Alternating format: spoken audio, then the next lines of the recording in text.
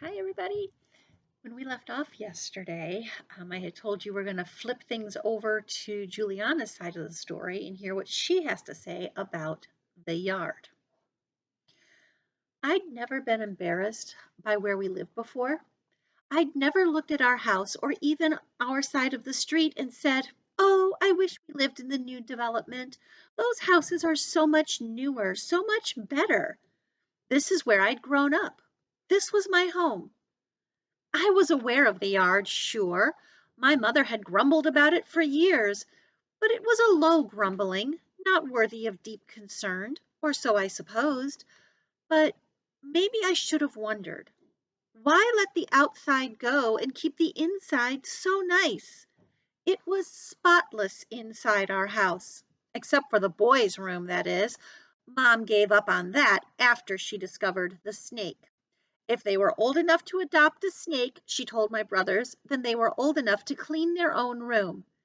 Matt and Mike translated this to keep the door closed and became quite diligent about doing just that.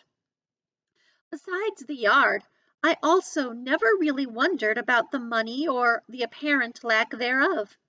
I knew we weren't rich, but I didn't feel like I was missing anything you could buy anyway.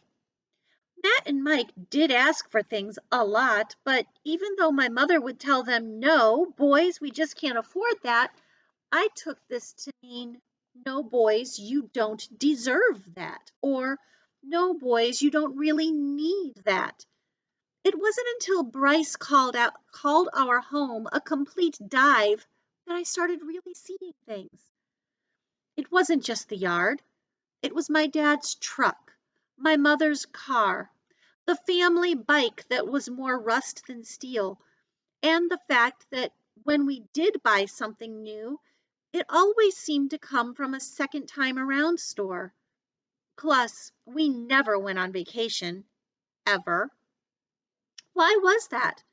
My father was the hardest working man in the world, and my mother worked for temp service doing secretarial jobs whenever she could. What was all that hard work about if this was where it got you? Asking my parents whether we were poor seemed incredibly impolite, but as days went by, I knew I had to ask. Just had to. Every day I would ride home from school on our rusty bike, pull past the broken fence and patchy yard and think, tonight, tonight I'll ask them.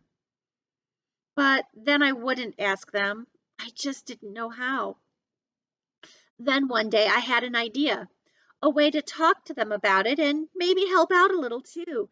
And since my brothers were working at the music store that night and nobody was saying much of anything at the table, I took a deep breath and said, "I was thinking, that it wouldn't be hard to fix up the front yard if I could get some nails and a hammer and maybe some paint. And how much does grass seed cost? It can't be that much, right? I could plant a lawn and maybe even some flowers." My parents stopped eating and stared at me. "I know how to use a saw and hammer. It could be, a project." My mother quit looking at me and stared at my father instead. My father sighed and said, "The yard is not our responsibility, Juliana." It's it's not? "It's Mr. Finnegan's." "Who's Mr. Finnegan?" "The man who owns this house." "What?"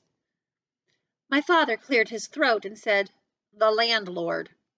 "You mean we don't own this house?"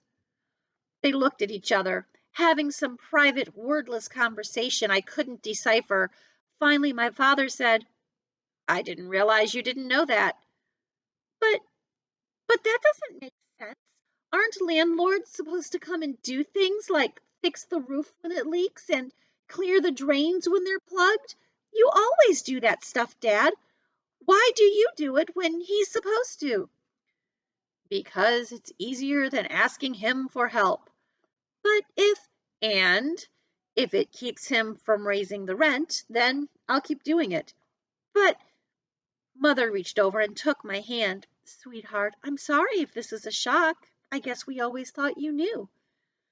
"But what about about the yard? We keep the inside, but not the outside?" My father frowned and said, "When we signed the lease, he assured us he would fix the fences front and back and plant sod in the front yard. Obviously, that never happened." He shook his head. "It's a major undertaking, and fencing is not cheap. I can't see putting that sort of investment into property that's not ours. Plus, it's the principle of the thing." "But we live here, and it looks so bad." "Juliana, what happened?" "Nothing, Daddy." He knew I was lying. "Sweetheart, tell me." I knew what he would say if I told him, and yet I couldn't not tell him, not with the way he was looking at me. So I took a deep breath and said, "The Laskys have been throwing my eggs away because they're afraid that the eggs have salmonella because our yard is such a mess." "Oh, that's ridiculous," said my father. But my mother gasped, "What? Did Patsy say that?"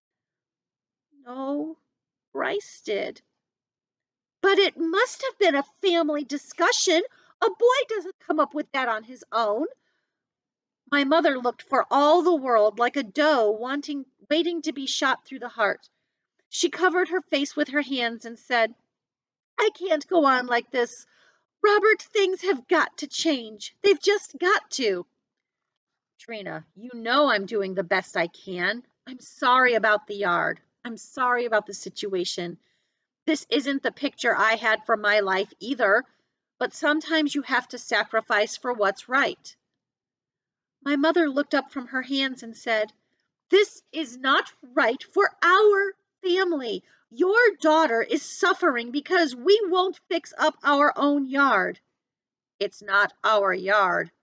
"How can you say that? Robert, wake up. We have lived here for 12 years. It is not temporary anymore.